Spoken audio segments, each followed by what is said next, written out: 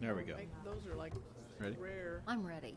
We're about a minute early, but Very few people can do that. my Say iPad seven. probably says 7. It does say It 7. does. My iPad says 7. Yep. So we are going to call this meeting to order. There are 7 members present, and we will begin with the Pledge of Allegiance. I pledge allegiance to the flag of the United States of America and to the republic for which it stands, one nation, under God, indivisible, with liberty and justice for all. I would entertain a motion to approve the agenda. So moved. Second? Okay, all in favor, raise your right hand. Opposed? Thank you, 7-0. I would also entertain a motion to approve the consent agenda. So moved. Second. Todd isn't here. We were going to recognize Shelley Todd. Yeah, we were. So, See her. no. All in favor, raise your right hand. Opposed? So, Can we, if she shows up, can we, if Shelley Todd shows up, we will let's just postpone that until we, we'll postpone that.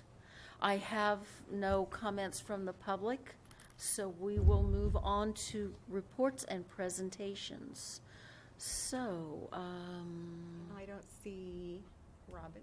Amber is on maternity leave, and I don't see Robin was going to be here. they're not here. So Yikes. it is you, Monday, isn't Josh. it? Is this Monday? we all meet. Well, we can start with Dr. Cobb's and Cyclone Connect. Yeah, Yeah, that's- we will back up and That's, start that's there. what I've been We'll waiting start at the for. bottom first and go up. The shortest. Yeah, we'll kill a lot of time here. That was cold. Are you hearing all this? I always understood you started with the best. Yeah. Okay. All right. Yeah. All right. So we're going to talk a little bit, just as an update of what we're doing with ACT and work keys, and then we'll jump into some things with Cyclone Connect here a little bit.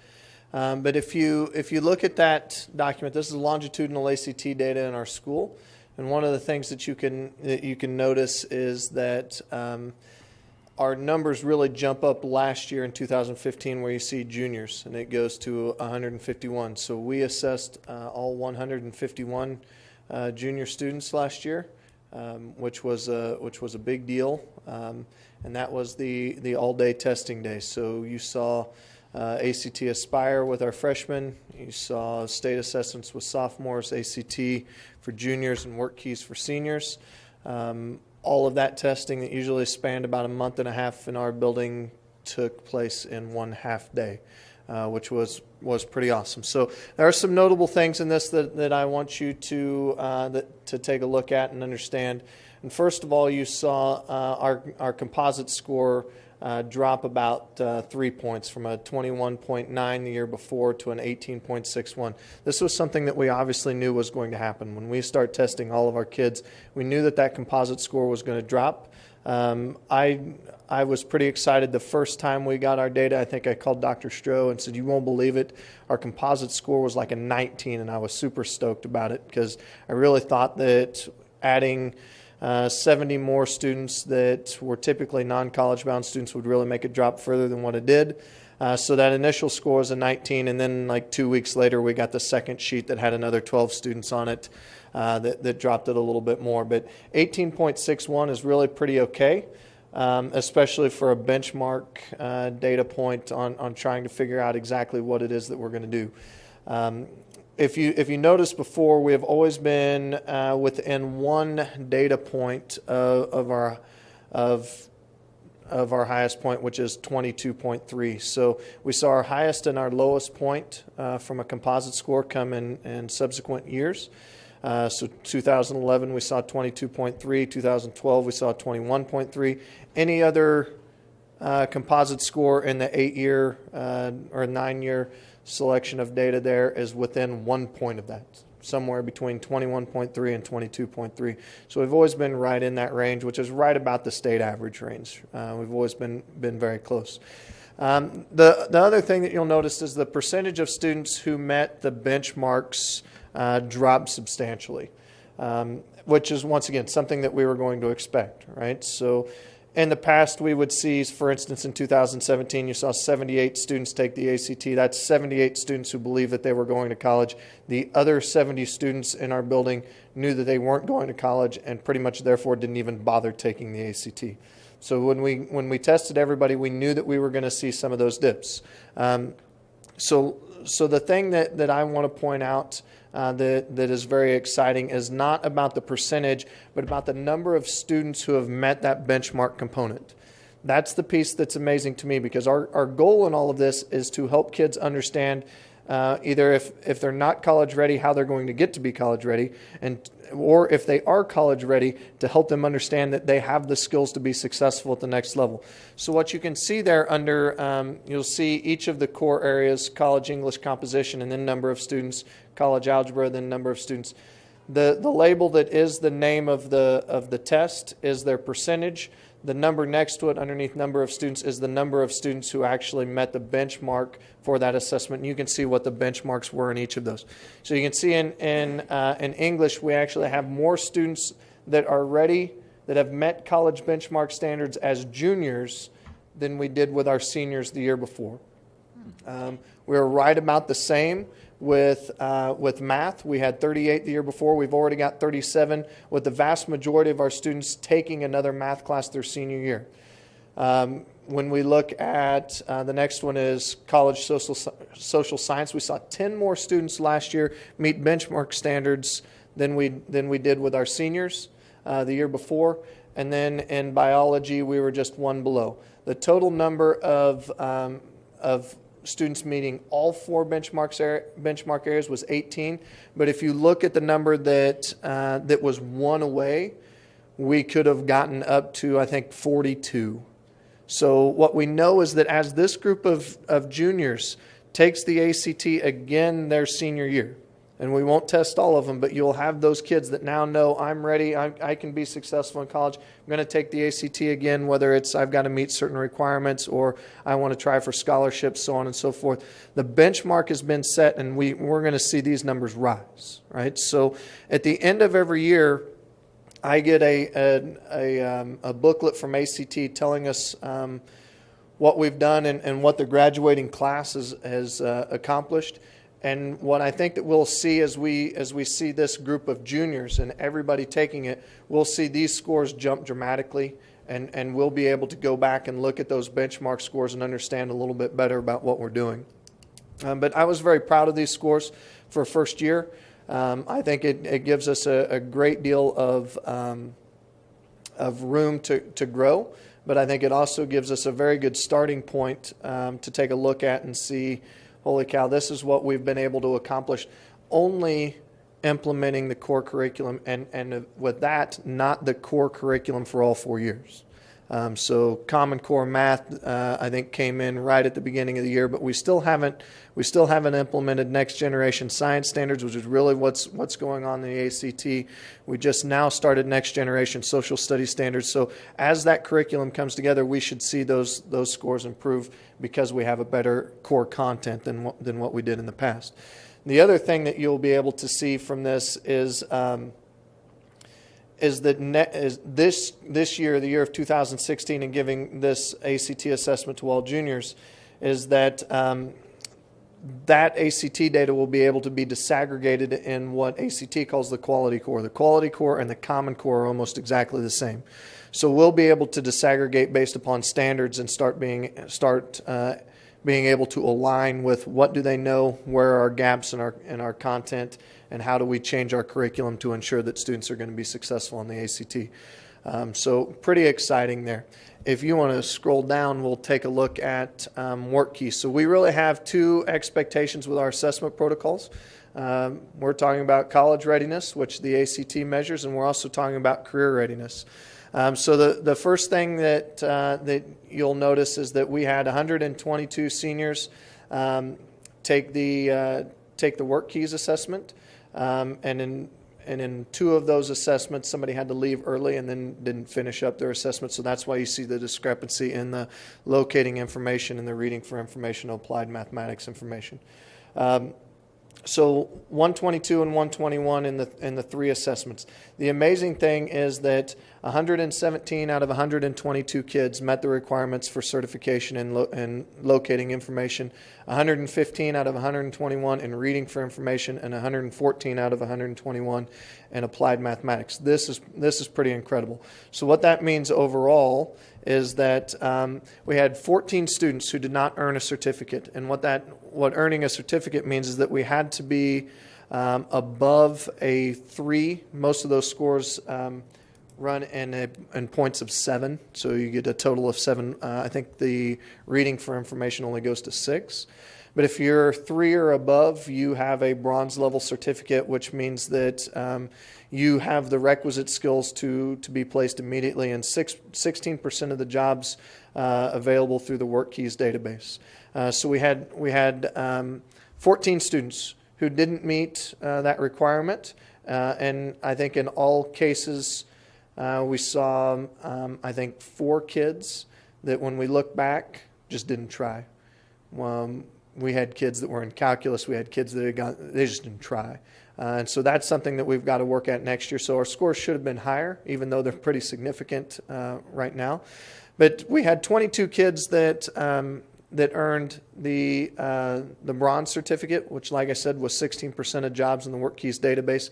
66 of our students met the silver certificate, which I think is 67% of all jobs. And then we had another 19 students who met the gold certificate, which is like 93% of the jobs. So this is pretty phenomenal, especially from a benchmarking data or benchmarking statistic.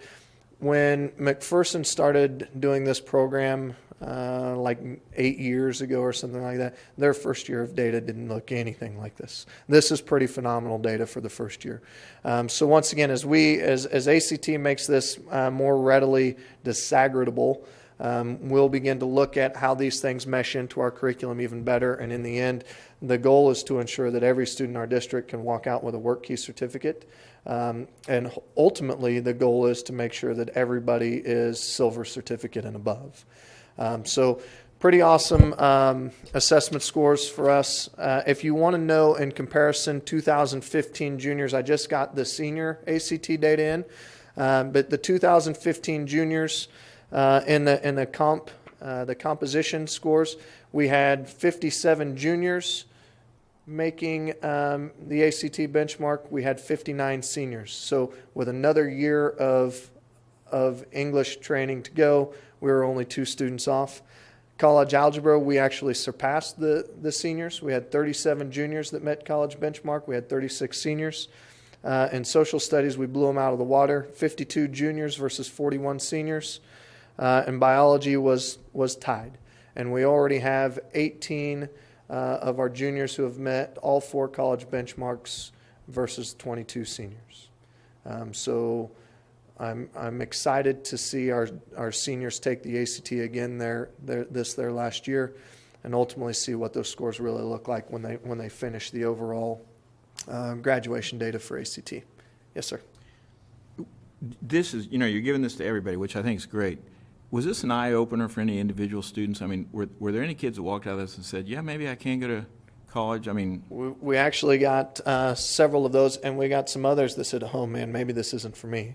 It really works both ways, right? So, and we deal with this all the time, and this is one of the reasons why, in my mind, the grading system that we utilize is antiquated and certainly does not indicate the success of any student from a purely standards point. If we're talking about teaching kids standards and having them be able to apply the standards, then the grading systems that we have in place, they don't really do that. There are a number of ways that kids can increase their score that really have nothing to do with the learning protocols in the classroom. So we see a number of things. We see kids that are straight A students that score 14s on the ACT, and we have to talk to them a great deal about what is it that you really want to accomplish. I mean, if we're going to be a veterinarian, then a 14 on the ACT is not going to get it done. And we probably need to double that score and be closer to 27, 28, 29 to get into vet school. So we need to talk about different ways that we get there. Should we be starting with the idea of being a vet tech and showing them that we can do this work and because we don't assess well, whatever? I mean, there's 100 different things. But the other kids that we talk to that their grades aren't so great and maybe they lack some motivation, but they have great ACT scores, we can talk to them about maybe your motivation is because you have to take these 7 courses that we haven't found a great deal of relevance yet. But when you go to college, we can have a little bit of a different path. So it's really opened up a number of conversations between our students and our counseling staff and our teachers about what the next path is for them, whether college is really the best place for them, whether we need to talk about technical schools, whether we need to talk about your work key score and how great you could go straight into the workforce and the amount of money that you could make off of that. It's just a completely different realm. The idea of every one of our students going to a 4-year university is not what we preach anymore. And can you spell disaggregatable for me? I can, and I'll actually look it up back there and see if it's a real word. I think it is. It has If to be. not, it sounds good, Yeah, doesn't it? it sounds very good. Dr. Cobbs. Yes. So, everything you just said, yes. This is really cool. But what are the jobs in this database? Most of them are entry-level positions, but they'll have a list of them on the ACT WorkKeys site, and you can go there. But a lot of them are manufacturing-type jobs. So the idea behind the WorkKeys database is getting people into the job and working up the ladder. The skill set in most of those positions, and I think that the vast majority of the people that work in trainable areas understands is that nobody really understands the job until you get in it, and there's this sense of on-the-job training that constantly goes through and you build your people up. WorkKeys database is very similar to that. They want to make sure that people can come into those positions and have all the skill sets to come into those entry-level positions where they're trainable to move up the ladder. So there's a whole list of jobs, and all you have to do is type in ACT WorkKeys database, and they'll all show up someplace. But there's a lot of them there. Yeah. Any other questions on WorkKeys? Okay, that was or ACT. That was one of the major goals that we had this year, was making sure that we looked at that data, disaggregated that data, and one of the things that I'm somewhat irritated with ACT was they told us that we would be able to truly disaggregate based upon quality core last year. That's not there yet. So our scores are what they are, and it's kind of difficult to delve into it and understand why our scores are what they are. But they do tell me that they'll have that ready for this year. And so as we go through it, hopefully that is the case. Another facet of what we wanted to look at this year was the one-to-one process and the ability that we have to communicate and the change of learning style with our kids. So instead of doing a big PowerPoint, because I know there are lots of people that probably wish I'd stop talking already and move on to the next thing. I didn't put together a presentation. I really just wanted to talk a little bit about what it was that we've accomplished. But the one-to-one process has truly changed a number of things in our building. One is communication with parents. If you'd want to go to USD290.org real quick, one of the things that we get from parents like day in and day out is GoEduStar is never, and if you go to the high school page, GoEduStar is never updated enough to know exactly what my kid did on that particular day. And there's a number of reasons for that. But if you'd go to departments, and then we'll slide down to math, which is the first one. And then you can click on department staff and scroll down to Christy Miller. She's a great one. You click on her. So instead of coming up with this idea that every teacher has to put in grades whether they're ready or not, we had every one of them create a website. And Christy's is very colorful, but if you'd scroll down just a little bit, what you see here on Monday, December 4th, is for parents and students. Every one of our teachers has something like this. Today is apparently Monkey Day in Mrs. Miller's class. But what you can see on here is that she posts everything that is expected of kids during this time. She also has videos of her class. So if a kid misses class on any given day, There's a video that goes along with it, a way to reteach and relearn. So all of these things are available on nearly every teacher's website. Some are better than others.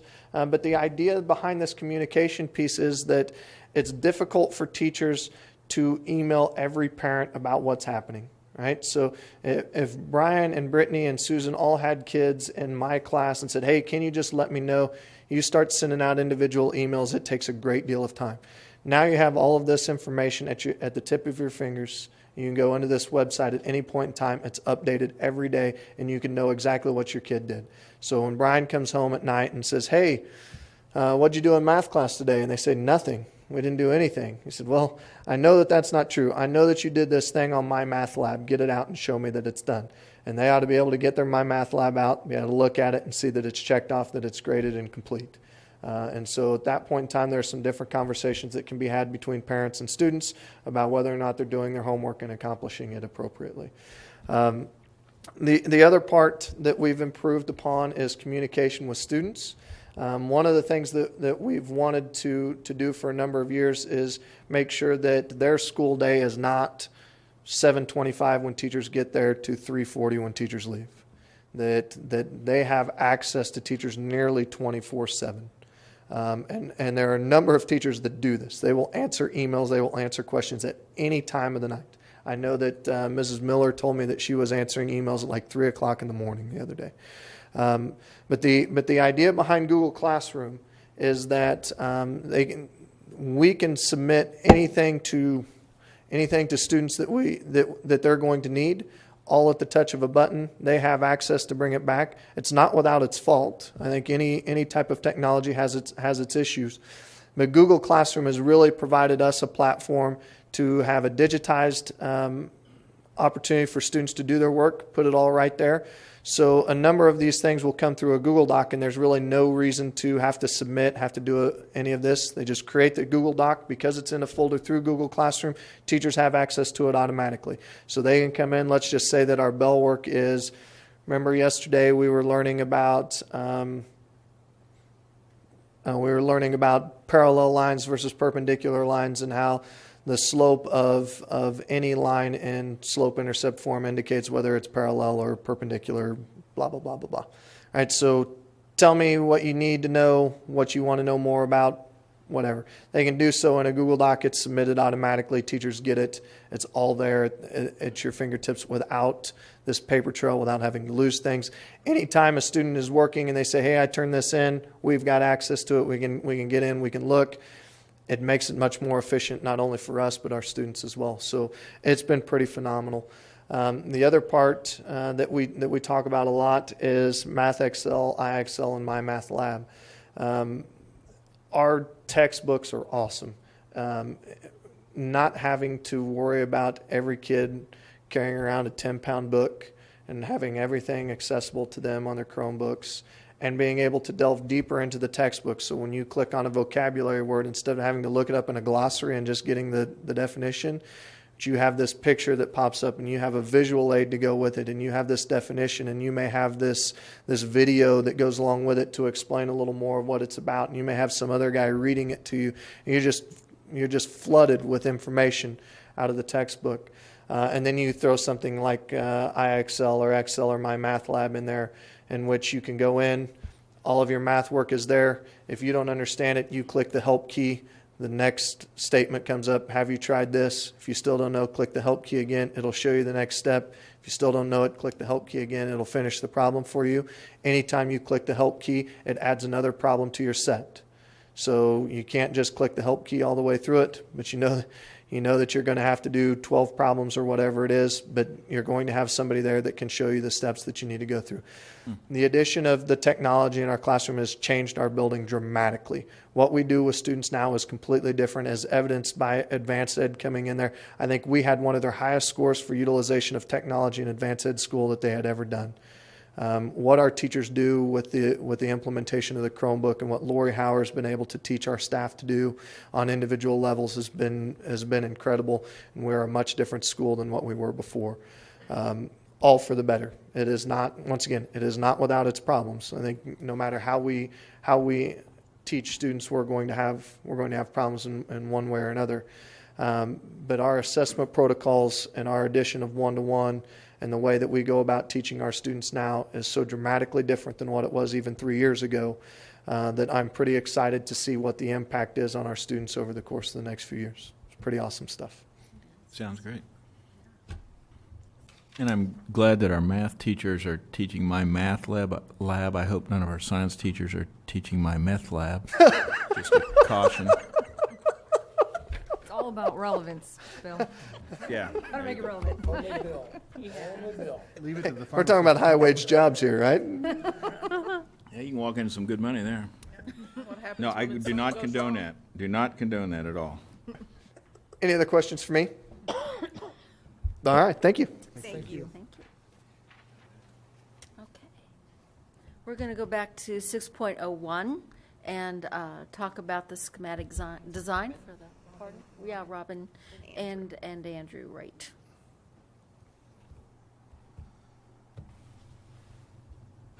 Do you need an easel? Okay. Yeah. Yeah. Am I okay to plug this in? I have two real light ones right out in the lobby I can get I've rid got an easel, but can I plug this? Oh, you've got Oh, it yeah. here. Yeah, I have it uploaded. Hi, I'm Robin with DLR Group. This is Andrew Van Leeuwen. Sorry Amber couldn't be here. She's probably having her baby pretty soon, so Pretty yay. soon, not tonight. So we are here to talk about the schematic design for the new high school. I believe you've seen the booklet that we put together, but Andrew's going to go through more in depth. And if you have any questions, just let us know. Thanks.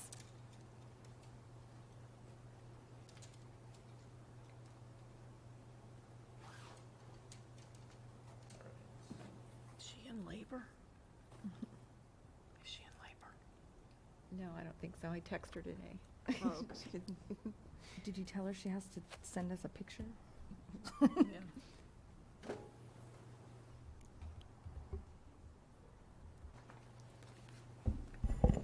All right. Like Robin said, my name is Andrew Van Leeuwen, and I'm an architect with DLR Group. And tonight we wanted to show you the hard work we've been putting behind the scenes on the new high school addition renovation project, kind of walk you through some of the development of the site plan, the overall building concept, and then take a look at some conceptual schematic images of the exterior as well as the interior. Is there a way I can, okay. Great. Sorry, the clicker does not work on my computer. If you'll just let me know, I will scroll through. Sounds great. So early on in the bond phase, one of the things we had done as a part of the committee was develop guiding principles, and those are up on the screen here, and those are something that we utilize to look back to when we're making tough decisions about should we go left or should we go right. So kind of the big four highlights that we have are student-centered, forward-thinking, adaptable, flexible, community-focused, and of course safe and secure. So those are kind of overarching principles that we utilize as a design team when we're thinking about the new facility. So we'll start from a kind of a macro perspective, looking at the site plan, and then we'll kind of dive into a little bit further detail about where the different additions are organized and how that came to be.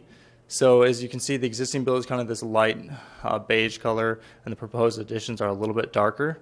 One of the things we talked about as a design team working with the administration here is that the east facade really wants to kind of be redefined and become that significant main entry that it should be. So on the east side, we will continue to have, and I'll know the best way to point to this, but on the east side here, we'll have our main entry, which will be along facing Ash Street and have a new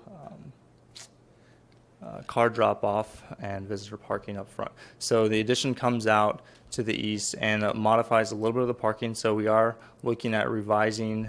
You can kind of see the darker pavement areas signify the new pavement. So there'll be a new kind of drop-off on the east side, an entry plaza that kind of welcomes people as they come in. And then on the northeast, we have our science edition that gets added onto.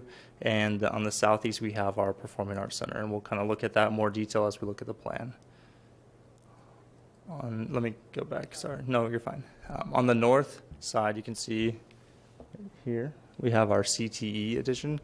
And that is located near kind of the current woods and auto body facility that we're going to be reusing the structure for adding on to and creating a really nice new 21st century CTE facility. We also have our pre-K class in that area, so we have a special turnaround area and drop-off for the students in that facility that will be able to come in off of 11th Street, turn around, and exit back onto 11th Street. We have some hard play, soft play area for those students, as well as kind of a green field or more multi-purpose area as well. Okay. We can go back at the end and ask questions if you have anything about the site plan or the building plan as well. So as we looked at the building, kind of dive into what we have, what we're working with here. This is an existing sketch over the existing footprint. So we took a look at that. And on the next slide, you'll see we kind of diagrammed out where those kind of one-story brick masses are. So you can see in red, you've got the brick, the kind of solid portion of the building that's existing. On the next slide, you can see one of the ideas is that kind of expanding that and playing off that building form to not kind of destroy the massing, but also enhance what's going on there. So looking at the most recent addition here, expanding to the east, expanding on this brick facade. This facade right here, is, as you guys know, is mostly glass at the base. That's where the current front door is, so it's very open and transparent. So we thought that'd be a great thing or attribute to keep to the new school through the additions and renovations. And on the very south side, you see this. I'll point for this one too, for everybody in the audience. That will be the performing arts center, and we kind of separated that away from the new addition or the existing building for a couple of reasons.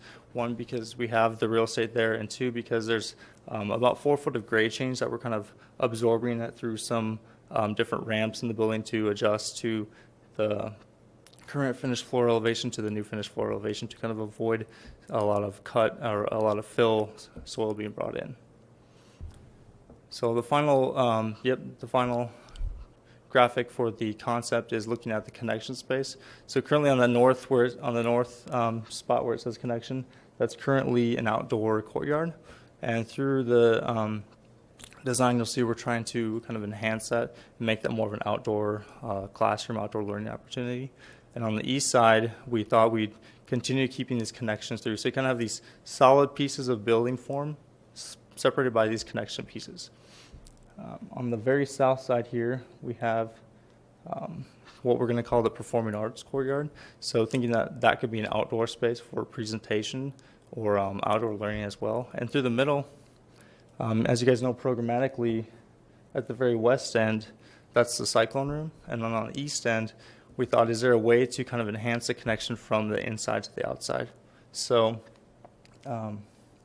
instead of placing the building right in that location where there's that green space, we pushed the addition south here to really open that up and bring daylight into the school through that existing glass wall that's here. So you kind of have these bars of mass, bars of the, and the next slide shows it, bars of the core learning, and then you have the science addition, the admin, performing arts addition, kind of responding to that existing context, enhancing what's there. So the concept plan, we're currently through schematic design. So we've got all of the parts and pieces identified and labeled, and the right square footage is applied to each one of these. So I'll kind of walk you through that existing. You can kind of see the diagram from what I showed. You've got those existing solid bars of education through here. You've got the outdoor learning environment. We have a space that's very open and collaborative connecting the science room. So that kind of continues that connection. Through the middle here, we have the media center. As again, kind of the idea of collaboration, the openness, connectedness, anchoring that transparent bar here, our administration, and of course the Performing Arts Center. So the red signifies that administration. So that'll be the new front door where we'll have a safe and secure entry. And then through here, we have renovated classroom spaces. You can see the key for the different functions. Mm-hmm. Currently, the media center, as you know, is very internal, and that was kind of one of the thoughts we had and ideas we had is about pulling that out, making that more connected to students so they can see and collaborate in that area. They can be very connected. Media centers are transforming from being quiet and individualized learning to much more collaborative, research-driven environments. The trapezoid classrooms are going to be renovated into a more rectilinear square shape that's more conducive to a variety of layouts for staff. That's one of the things when we walk through every time we hear, I'd like to be able to reconfigure my classroom into a different way so I'm not dictated by the building form. So the idea that the building form and shape is enhancing education rather than hindering what a teacher can do or what a student can do in that space. The yellows. Are those just example configurations you have in there now? I mean, is that? Yeah, so exactly. So one of the things we'll be doing as we move through beyond schematic design is we'll be sitting down with all of your staff and going through and we utilize these layouts so that they maybe can react to something that they hadn't thought about. Oh, I could lay out my classroom this way to support this type of group discussion, or if I'm going to be in lecture for 15 minutes and I want to break out into groups of 4. Just showing that the furniture can enhance and can enhance that and work in that space. The yellow area that you see surrounded by those classrooms is an open projects lab. So that's a space where these teachers that are in the classes adjacent to it can break out from their classroom and work as on teams. So if you have 2 English classes working on the similar lesson plan, they can come out and work on a group project. Or if some students need more time in a lecture, they can stay in the class and get more lecture-based learning, while the other students, the 10 or 15 that got it, understand and continue working on a group project in near adjacency to their classrooms. On the east side here, we have Science Edition. Again, we have our 6 new lecture lab science suites, and they open out into what we're kind of calling the Exploratorium. So this space is, again, one of these open collaborative spaces that allow the staff and the students to come out and work on group projects. If they're doing experiments or they're doing an egg drop, they've got like kind of a story and have volume here, so they can do different activities in that space that would be open and flexible to kind of receive any type of activity that they're doing. The northern end here of classrooms, we're refreshing that space and updating those, providing the right casework, the right types of environments for students. We're removing a few walls in that location to modify the spaces so that they're appropriately sized for the functions going into it. And then one of the other spaces in this kind of central core is the community room. That's a space that'll be available for things like the ACT testing, for community functions. It's a larger space, you can see from the footprint of it, but it can support a multitude of things. If there's going to be team teaching happening, maybe the staff can come out to that space and do that there. The red area here is a staff workroom, so a centralized workroom where the staff can get the resources. That's not going to be in the front main administration, but that'll be more kind of centralized in the heart of the school. The large yellow area, go ahead. Did you have a question? No, what is that space right now? Is that the back of the library? Exactly, that's the back of Okay. the library. Okay. Yep. The cyclone room is going to have an expansion to the south. There's a small addition here, which we'll take a look at in a moment.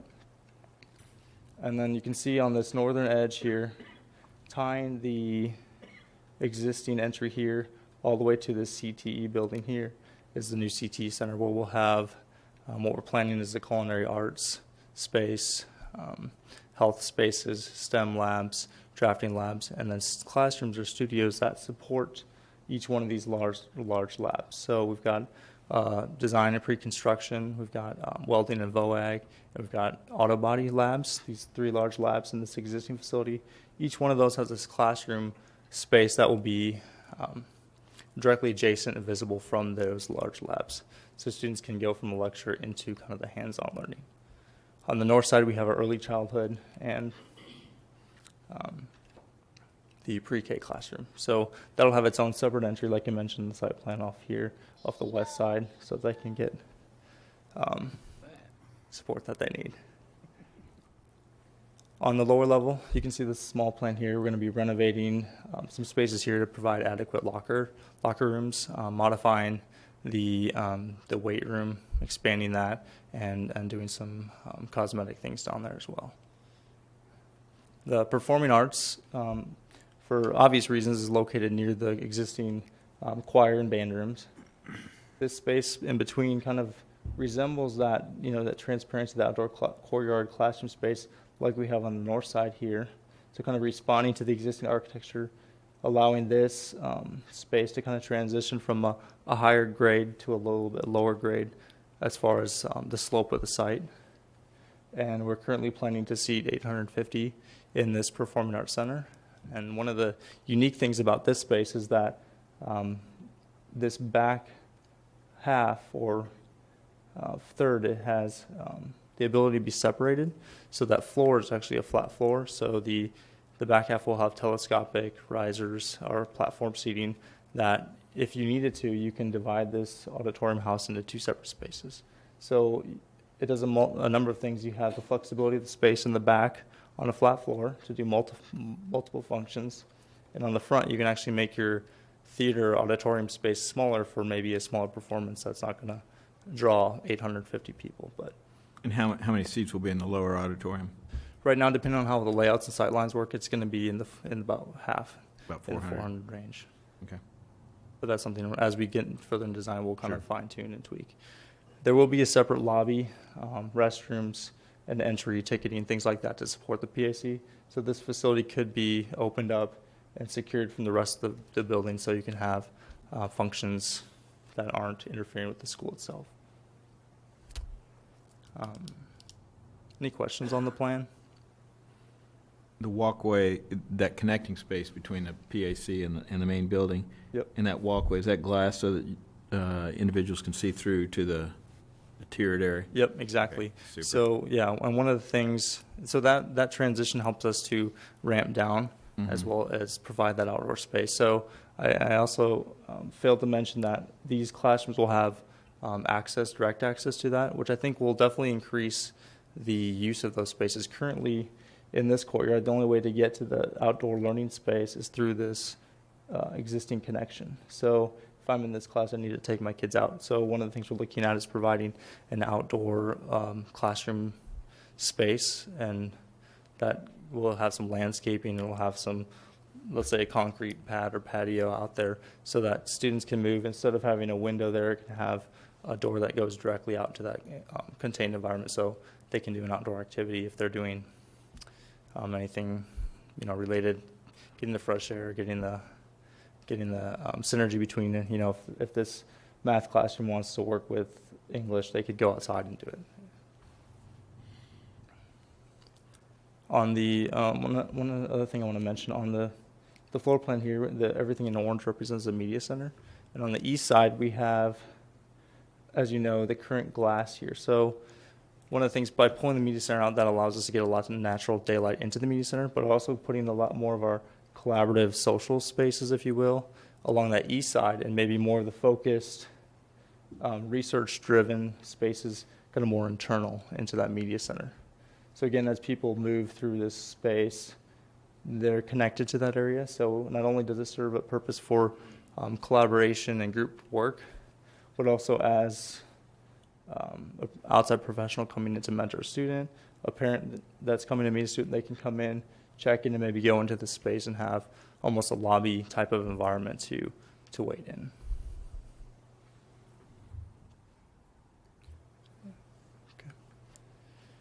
Okay, so we're going to look at a few conceptual renderings and images. You guys have these on your screens too, is that right? Yes. Okay, good.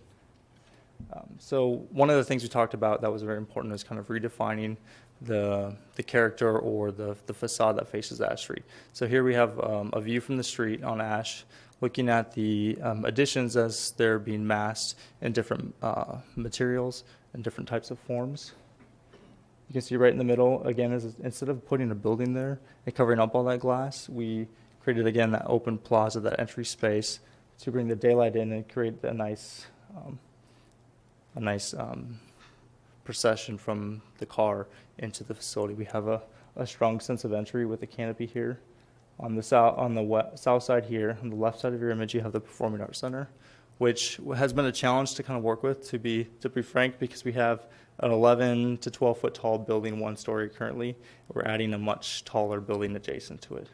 So by separating it from the building itself, creating that outdoor courtyard, and then kind of with these sloped roof forms bringing down the scale to Ash Street, we felt like we've kind of address that. You can see the lobby space has transparency below, and then kind of stepping up the building forms up from ash, so it's not such a tall mass facing the street. And then we've got a few more zoomed in images too, but you can see the classrooms, lecture lab on either side of this exploratorium, and this volume here is about 1.5 stories to do if they're doing any type of experience that would require some extra volume. And then this kind of light forms that you see here represents like a translucent panel that allows daylight to come in, not the direct daylight, but lots of natural daylight filling those spaces. So a few more close-up images. This is a little bit more zoomed into that main entry. So you can see some signage for Ottawa High School, canopy that signifies entry, that provides shelter, and then views from the administration offices. This is the principal's office here with a great sight line to see who's coming and going. Views into this outdoor plaza slash reading area. If the students want to grab a book and they're allowed to go out there, that opportunity is there. The glass that would face that collaborative area from the media center is directly adjacent. So that's kind of the new front door of the high school. Some of the materials we're looking at using, you'll see represented are brick that matches what's existing, but also introducing another tone of brick that complements it. If you look at the existing brick that's there, there's reds, it's kind of a mahogany, there's dark colors, brown. So we're actually kind of pulling off that dark, rich kind of mahogany onyx color into that, and that's what you can see at the base here is this brick base, using some metal panel as well as that translucent panel to provide kind of a sense of entry or sense of importance to this building here, as well as the PAC and the science edition. Okay. So we're going to take a few looks in and take a few looks out too. This is once you're inside. You can see the front door here. You'd come in, you would check in through a safe and secure entry vestibule, so no one can get directly in to the school without going through and checking in. This second set of doors here, before and after school as kids are coming and going, that will be open, but once school starts, that second set of doors locks, and everybody's funneled through to check into the administration. There's transparency there for security purposes so that they can see who's coming and going. It's very open and connected. There's some waiting area within this area, but also, like I mentioned, there's that social space, that collaborative space right outside of it.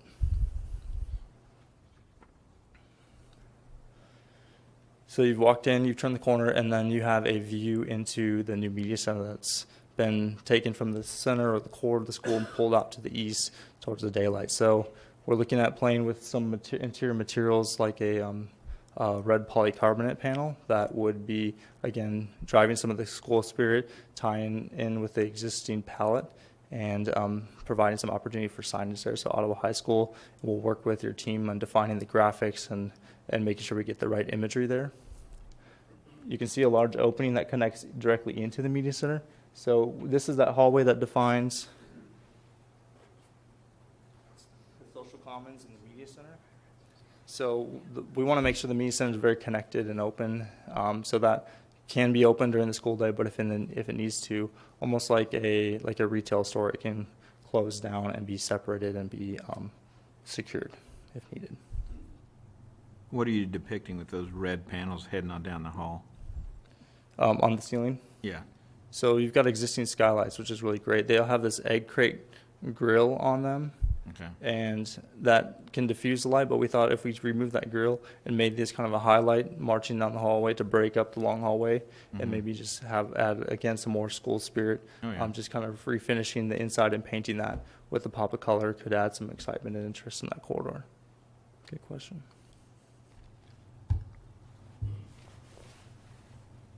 Okay, so stepping back outside to kind of the southeast corner, so we're kind of looking here, seeing the lobby and the Performing Arts Center behind it.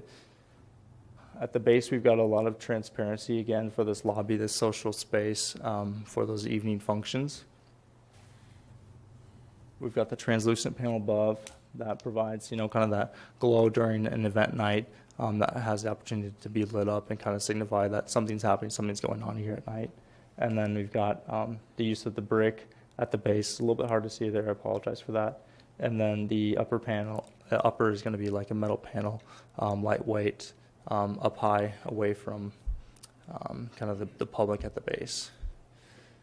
There's a few steps and ramps to get up since we're up. We're kind of splitting the difference between the grade change there. It's a couple feet higher, but a couple feet lower than the main level of the school there. So that's what you're seeing there.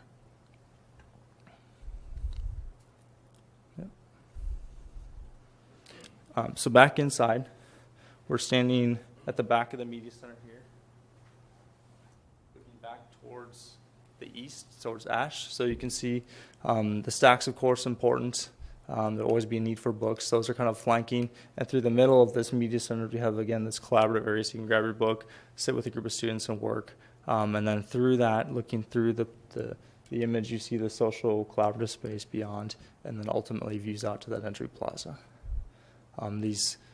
What you see in the top is an idea of maybe we do something a little bit more playful, more interesting in the lights, just using the lighting. Since we have an existing one-story space, and with existing mechanical equipment, ductwork and lights, we're probably not going to be able to heighten that too much because we're working with an existing volume. But we thought if we could change up the form and play around with the different fixtures, that would be a way to kind of define that core space here. There will be books on the shelves, I promise. Will all the kids be wearing flip-flops? That's what I'm... Maybe. All right, so I'm standing, I just checked in, or I went through the media center. I'm standing right here looking north, looking to the north through that corridor. On the right, I see collaborative seating, some soft seating, different types of environments, so it's not a one-size-fits-all. If I want to sit on a beanbag and read a book, I could do that. If I want to sit at a bar height table or a stool and work on my Chromebook, I can do that. In the distance, you see what we might call a think tank, which is similar to a conference room where students that need to work on a group project, 4 to 6 students, there's a TV on the wall or marker boards on the wall. They can close the door. It's still visible through glass, but they can have a acoustically separate environment where they could be loud, they could work on a project and not disturb those around them. Lots of views out to the entry plaza as well on the east. Thanks. One of the things that we're looking at doing near the media center is what we're calling a Genius Bar. So a place like an Apple store. Have you guys been to an Apple store where they've got the Genius Bar? You walk in and they're right there to help you. So one idea is that with the IT and the technology of the school, is there a place where students can go to get technology help? And maybe it's actually run by students and operated, obviously, with the help of the IT director. But this is a place where students can, like I said, can get help from other students. They can meet and collaborate there. But it's kind of connected to the media center, but it can also be run independently if needed. There's a direct connection through here to that media center, but it's, again, a cool environment that we've seen in a lot of recent schools that we've done. Technology is changing. There's a need for help. Things go wrong. Things get damaged. It's one of these spaces that is beginning to kind of infiltrate media centers and high schools. And then if you're standing in the same location, looking directly to my left, you see this, what we're calling an open project lab space. So this is that yellow space that had the classrooms flanking it. Each one of those classrooms would have a direct connection to it, whether it's through some sliding doors or a barn door, something that's very quick and easy to get to this collaborative area where students can work between classes, or from class to class they can collaborate, or a whole class can move out into this environment. You see another think tank that kind of divides the space into two, so transparent, connected, but acoustically separated, giving students some voice and choice in how they learn, rather than saying, you can only learn in a lecture scenario. Some students learn better by watching a YouTube video of someone else teaching it different than their teacher. So there's an environment for that if they are working in a group project but need someone to explain it differently, or just a different type of space for learning. A little bit more maybe casual type environment where you have some bench seating, whether that's like a wood bench like a Chipotle, let's say, or it's more of a soft plush seat. Again, giving students some variety in the learning environments that they have. How will the classrooms that are joining that? I mean, I see kind of depicted back there. What are the entries like there? So they would have a traditional door that would be Okay. open and closed. But then if there's a spot, whether it's 8 to 10 feet, that could be opened up. One of the things we've seen as we've done open collaborative space is that if it's not easy to get to and accessible, it doesn't get used as often. So providing the simplest, easiest way for a teacher to take their kids out. Because if teachers have to travel 5 minutes, that's valuable time for educating kids that you don't want to lose that in the course of a day. And then getting them there, getting set up. If you can open the door and say, you four, go out there, I can see you, I can hear you, you're still working your project, but I got to talk to these 20 kids that aren't quite getting the lecture, whatever it may be.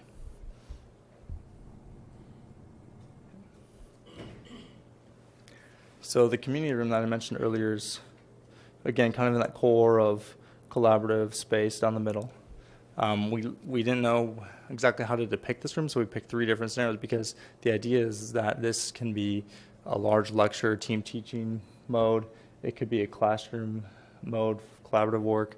It could be a group work setting. It can be set up for testing. This is an open, flexible space that is completely enclosed, so you can do the testing type of environment. Whether you have enrollment could happen here. It probably happens in a larger space, but the idea is that you have this large community room to have different types of functions. So not every space is 800 square feet. This space is larger, so it can accommodate different types of functions.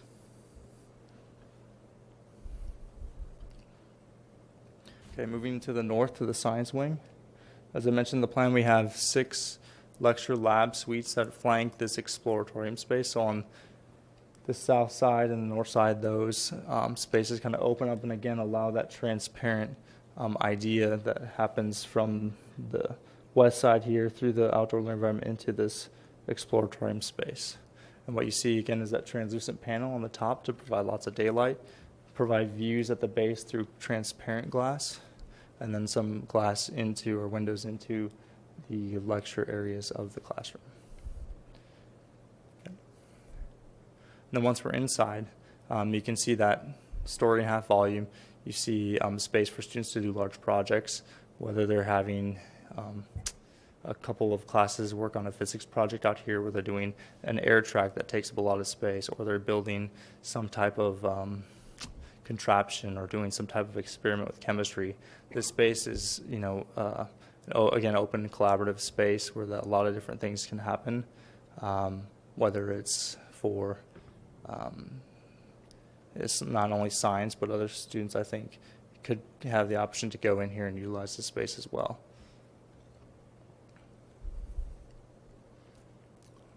The student entrance, most of the students are parking on the south and going in through the cyclone room. One of the things you see here, this is the existing facade here, that's the existing doors. What's new on this rendering is basically this portion right here. We're expanding to the south, adding square footage to kind of ease some of the crowding issues in this current cyclone room, and also kind of enhancing that outdoor plaza. We're working with our landscape architects to fully define and articulate the outdoor areas, so there'll be spaces for outdoor dining, but it can be a space before and after games that can open up and be connected to the cyclone room into this outdoor space. And then there's a view from the inside. You can see in the darker area is where the addition occurs. So this might be a senior eating area or a specialty eating where you could have the opportunity to, on a nice day, have these large garage doors or large operable doors open up and get some fresh air, enjoy the view out to the south there. But the idea is that this could be kind of a specialty zone for dining and also other functions that are occurring in the cyclone room. So the CTE portion, I'm standing somewhere in the parking lot here, looking south. What you're seeing is the existing entry on the north side that goes right into the cyclone room is extended to the north, so that'll still maintain itself, but we'll have a new entry for CT. So students that are coming from other districts utilizing these spaces have a separate entry. There's some administration in this zone here, office workroom for kind of this complex of the building. But the idea is that, again, we have this translucent panel that brings daylight into those spaces. So the internal classrooms that are along here will have the opportunity to get some what we might call borrowed daylight. It's not direct daylight, but it's daylight through a couple of layers of glass into their space. And then on the, as I mentioned in the plan, we'll have the CT spaces kind of flanking this corridor that connects and ramps down from a main level here down to this current CTE facility here. And then looking at the south or the northwest corner, so looking southeast, you see the drop-off pavement here, and this is where the pre-K would enter. They have their pre-K or classrooms here. The early childhood classroom is adjacent, and on the south side of that corridor, you have the spaces that support the 3 large labs. So there's a direct connection into those labs. The existing CT building here, we're looking at recladding that. So we'll have a new, fresh look that is consistent with the new additions in the existing building palette. Again, materialities are brick of the existing to match, a brick that complements some metal panel, which will have a profile to it, and then that translucent panel that brings daylight in. So here is, again, as you know, the elevation before, and then that's kind of what we talked about as a design team, working with your administration to think, how can we redefine that? And then the next image shows kind of the vision at the end of the schematic design of what we can see the new Iowa High School looking like. So Amazing. It's more interesting. I hope so. Definitely. So are there any questions? No, but I love the use of light throughout the building. That's great. The focus on collaboration and group and yeah, it's gonna be great. Good. My favorite page is page 31. 31. Yeah, it really is. 31. At the There's end? nothing that isn't getting touched Oh, yeah, yeah, Oh. yeah. Oh, at high Yeah. school. That's right. The gray part is only HVAC because you all know that's what irritates me. That in your gray part, I know. But the rest, I mean, it's all either new or renovated, you know? Mhm. And that's way cool. Yeah. Well, Ryan demanded it, so we had to do it. I know it. We always do what he says. So we'll be here for questions, but you jumped the gun on us a little bit. That's my Josh is going to favorite talk page. through. Yeah, there you go. Sorry. You want the laser? Shouldn't give them to us ahead. Look ahead. Okay. And as usual, mine is not nearly as long as DLR's, but you're looking at the cost summary there. What we've done, actually, real quick before I get too far ahead, I brought Randy Flowers from our office tonight. Among the many things he does for us, he's also the pre-construction manager, so he's the man behind the estimate in our office, and if I get stuck, I wanted him here. So as you can see, we've broken down the areas that are going to be improved, both in terms of renovations as well as new construction. The renovations, they vary. You can see we gave them descriptions level 0 to level 4. Level 0 represents HVAC only, as Susan alluded to. Level 1 and 2 are pretty similar. Those represent a refresh, new ceilings, new paint, new floor. Really the only difference is replacing casework, visual display surfaces, that type of thing. Level 3 takes it a step further. That's actually moving walls and totally rearranging the space from what it was before. And then level 4 actually includes some structural renovation, whether that be footings or the structure itself.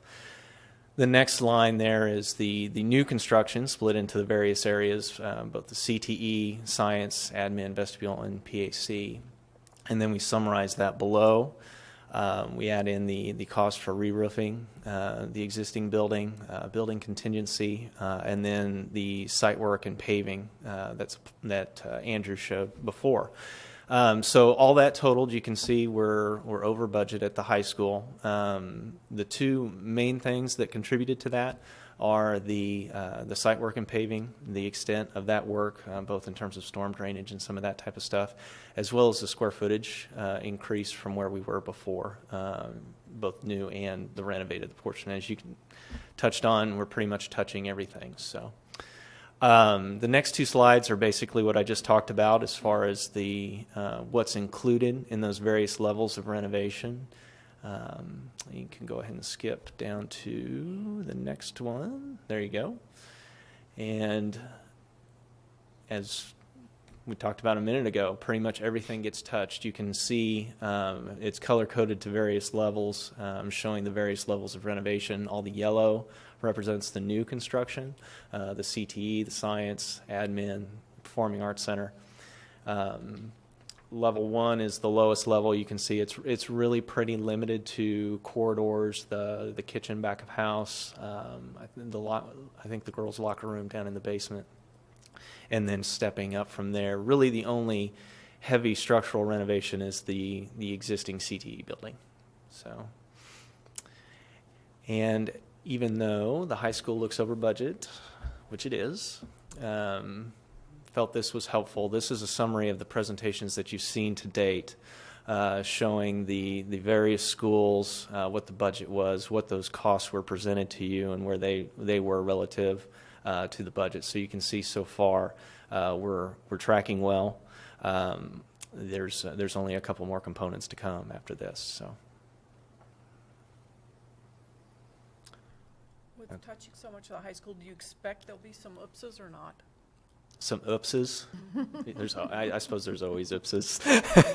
we do have a 5% contingency in there, and we feel like we've covered spent a whole day with DLR and Dr. Cobbs walking through the high school, looking at every room, what's expected of this room in terms of the renovation. So we feel like we've got an accurate handle on to what extent the renovation is in each area. So the room that doesn't have water right now, and all those, you've taken all that into. Yeah. And that room won't have water, ever. Well, ever. that's nice. Because we're doing the new science wing, and you'll recall the cost to redo that was extensive. And then there was no guarantee that the line wouldn't collapse again just because of the soil. So we'll use that room for, I forget what it is going to be. Excuse me. Math, so they don't get water in math. So. I hate to disappoint you, so I got a couple questions Okay.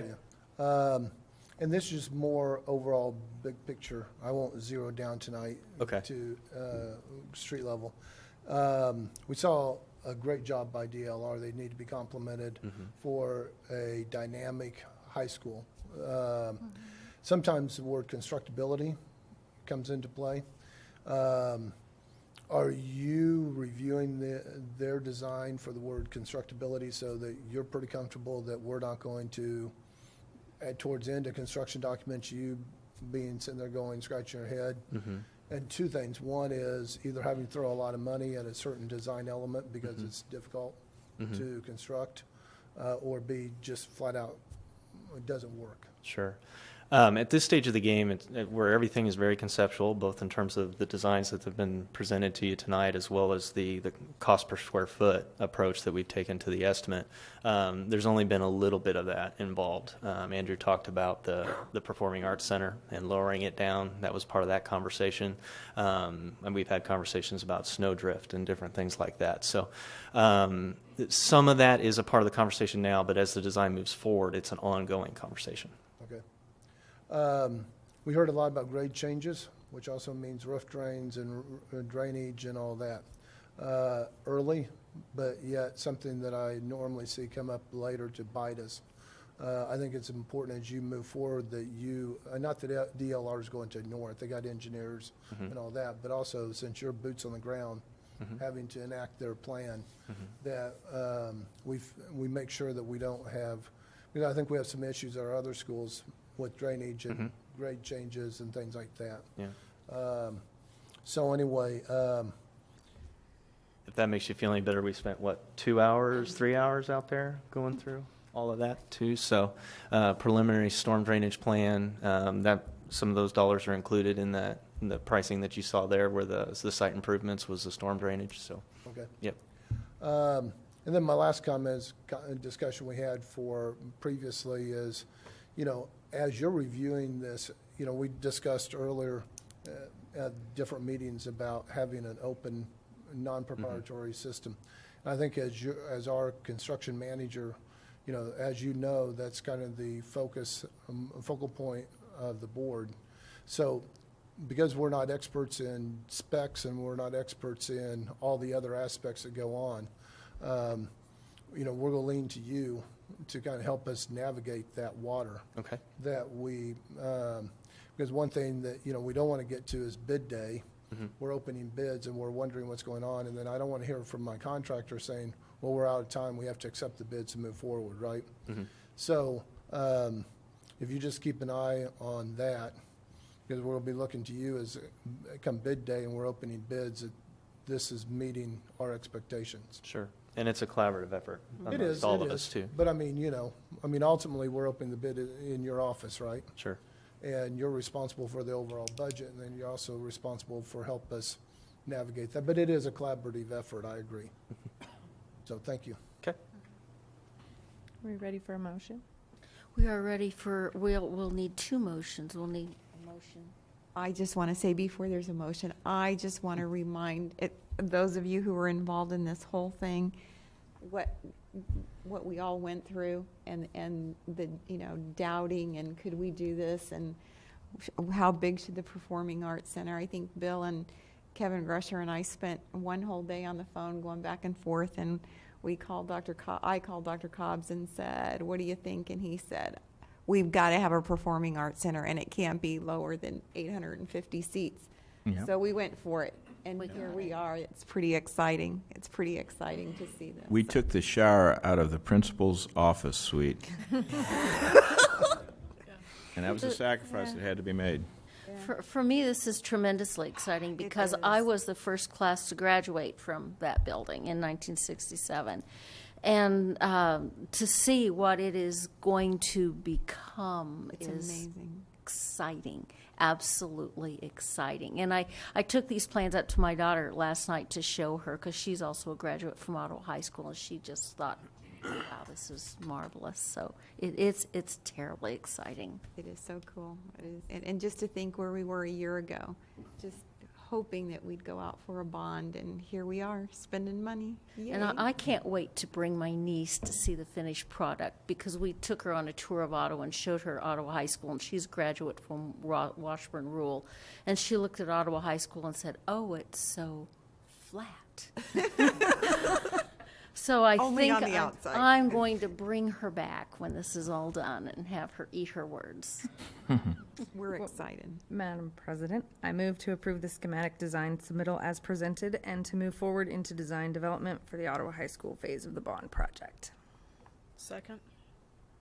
There is a motion and a second. Is there further discussion? If not, let's vote. All in favor, raise your right hand. All opposed, same sign, 7-0. Exciting.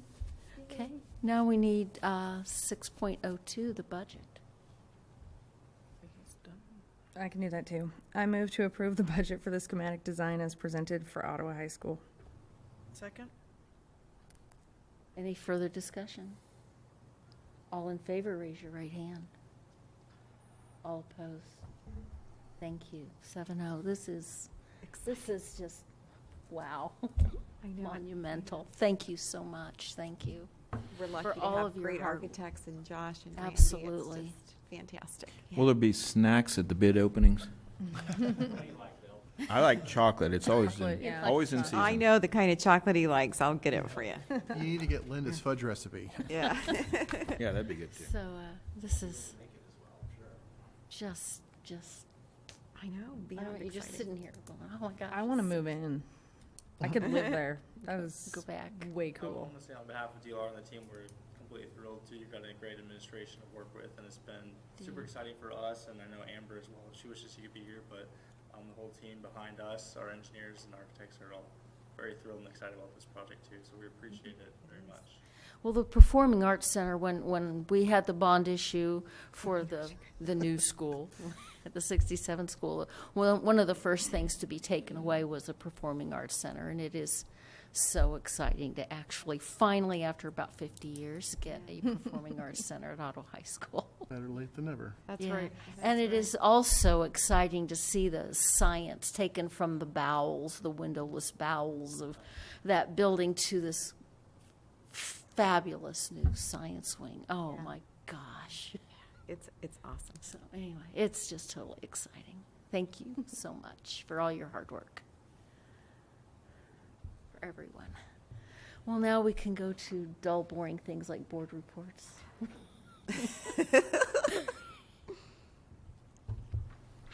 Anybody have any?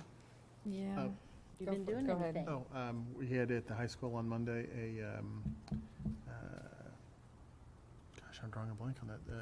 Site council meeting, that's what it is. And Dr. Copps went over the information we more or less had just presented here tonight. And I can tell you that all the people in the room were very excited about the Good, possibilities good. for the kids. I did Eugene Field Site Council. We reviewed the changes to the state assessment and how they're very, very different than they've ever been before. So that will be, I was a fan, though it's going to take a little bit of time to get used to, but it's pretty cool. So I think that'll be good. And then, let's see, ORC, nothing major to report there. And the conference that we went to was awesome. So that was a great opportunity. That's right. It was good. It was very good, yeah. Yeah. I sent you a little bit of information on Friday about that. So, yeah, thank you. One other thing, last week we had the music program over at the Ottawa University. Mrs. Underwood with her choirs did a fabulous job with those kids. Absolutely incredible. Yeah. And I like the way she kind of incorporated the 8th grade from the middle school to kind of come over and have a little taste of what it's going to be when they get started in high school. It was a great program. Oh, Eugene Field had a Christmas program too. Oh, I feel like I'm at programs all the time now.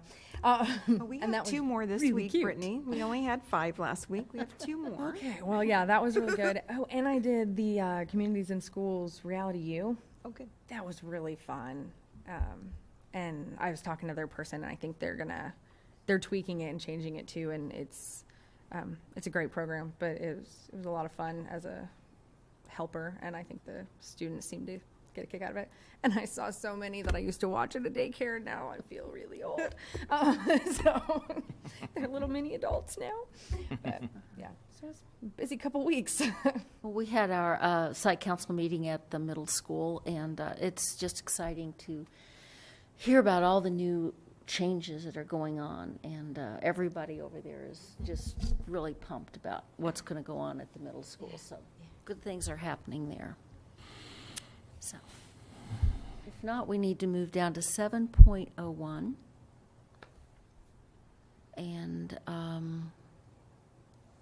we need to approve our contract between 290 and Lloyd Builders.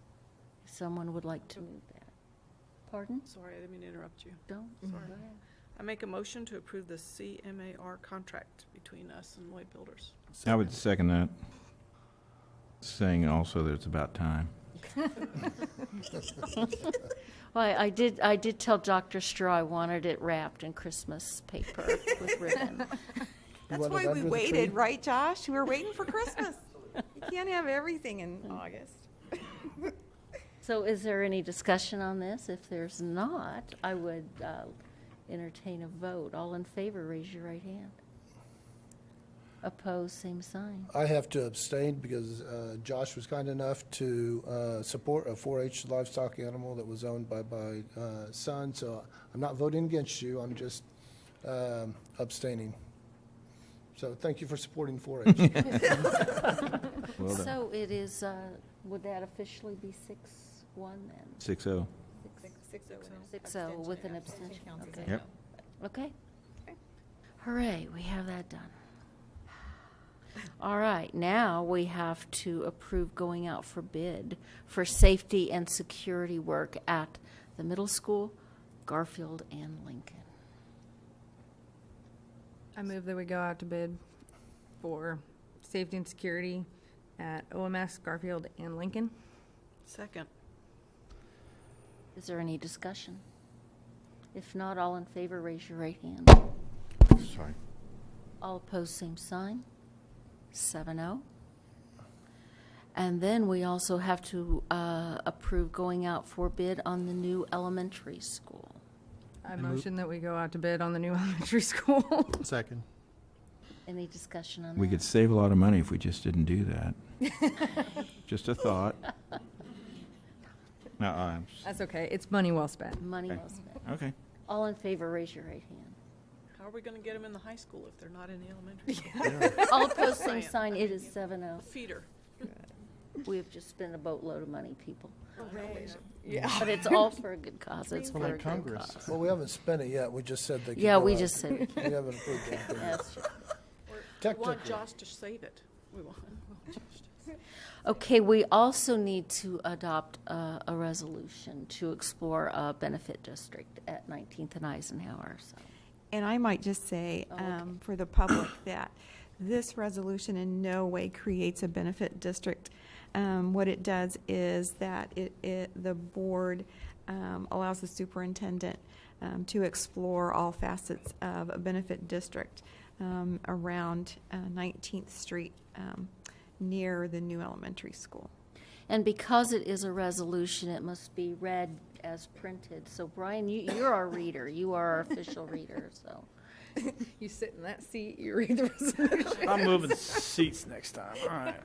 Resolution to explore formation of benefit district. Madam President, I move the adoption of the following resolution.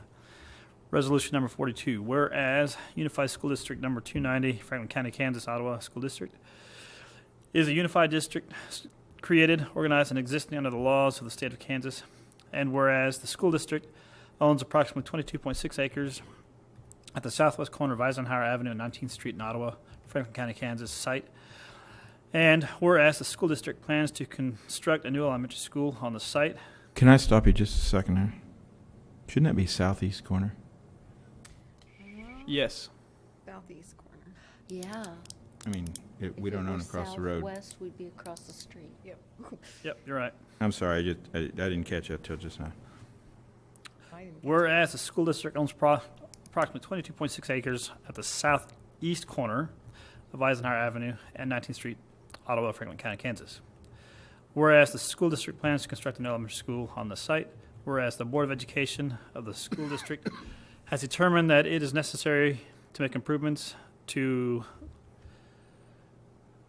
West 19th Street, which abuts this site from Eisenhower Avenue to the north to approximately South Twyman Street on the south improvement. And whereas KSA 12-6A 1 in sequence authorizes the formation of a benefit district to pay for such improvement with the approval of the City of Ottawa. And whereas the Board of Education has determined that it would be appropriate to explore the advisability of forming a benefit district to pay for such improvement. Now, therefore, be it resolved by the Board of Education of Unified School District number 290, Franklin County, Kansas, Ottawa, as follows. Section 1. The Board of Education authorizes the school superintendent and or her designees to determine the improvement area to be benefited, as well as the improvements estimated or probable cost, the proposed method of assessment, and the proposed apportionment of cost, if any, between the school district and the adjacent landowners who might benefit from this improvement. Section 2, the school district superintendent is directed to report back to the Board of Education with the results of her determination and to the advisability of petitioning the City of Ottawa for the formation of a benefit district. Adopted this 14th day of December 2015 by the Board of Education, School District number 290, Franklin County, Kansas. I'll second that motion. Is there any discussion? Yeah, I would, I am not in favor of that, not when the district is $1.1 million under budget for the school, plus an additional $1 to $2 million in contingency funds there on that school. There is plenty of money to take care of that, to go after we have borrowed $63 million from the public to go back to, again, to 39 homeowners. I do not think that is a wise move at all. Well, Tim, all we're doing right now is just authorizing the exploration of this. We're not I understand authorizing that. I don't it. even want to explore that option. I don't think it's fair to those 39 homeowners at all. 37 homeowners. So it's- Well, I think it's good to explore all of your options and get all the information before making a decision. So, just as counter to that, I'm not agreeing to anything tonight. I think it's best if we have all the information in front of us before we make a decision. So that's what we're doing. We're voting on the exploration of a benefit district tonight. Correct, So- but I guess I wasn't on the board when you came up with the overall budget, but I would have thought that these costs would have been anticipated in the overall budget when you requested $63 million. So likewise, I understand we're only talking about the exploration, but conceptually, I don't agree with doing a benefit district, so I'm going to vote no tonight. Just conceptually, I think this is the wrong move at this point in time for the board. Is there any further discussion? Okay, if not, all in favor of exploring a benefit district, of adopting Resolution 42, raise your hand, please, your right hand. 5. All opposed? Okay, it is passed 5-2. Do we need executive sessions? I don't think so. So we can go right to approving personnel. I make a motion that we approve the personnel report as presented. Second. Okay, all in favor, raise your right hand. All opposed, same sign, 7-0. And I would entertain a motion to adjourn. Any announcements? Oh, I'm sorry. Oh, skipped right over announcements. We have a music program at Lincoln tomorrow evening at 6:30, and I will be speaking with all elementary teachers with regards to the new ESEA law. On Wednesday afternoon, I spoke to middle school and high school on last Friday morning. Thursday evening, 6 o'clock, Eugene Field has a family night, and 6:30, Garfield music program. And then on Friday, Linda and I will be visiting all schools and buildings. We'll be at transportation and facilities and so on. We do not have a board meeting on Monday, December 28th. Next meeting is January 11th. When you visit schools, are you going to be wearing Christmas garb? Or are you going to? No. No, you're not going as elves or anything. Or? No, I asked Dr. Stroh, she was going to. She said she used to have that stuff, but she doesn't. My kids took it when they were in college. Ugly Used it for sweater costumes. contest. I think you're missing an Sweater, opportunity Tom, that there. you could wear. You're welcome to this ugly sweater. And I probably should never have be wearing taught it every first day. grade, but I never wore that stuff. So. There you go. I make a motion to adjourn. Second. All in favor, raise your right hand.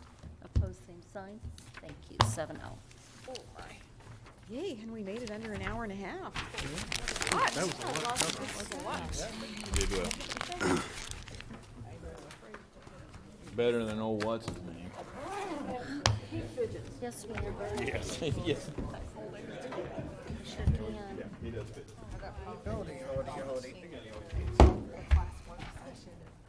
So meet in front of the high school, in front of the white. Okay, all righty. Can do that. Morning, like 9 to 2. Drinking a ton of water.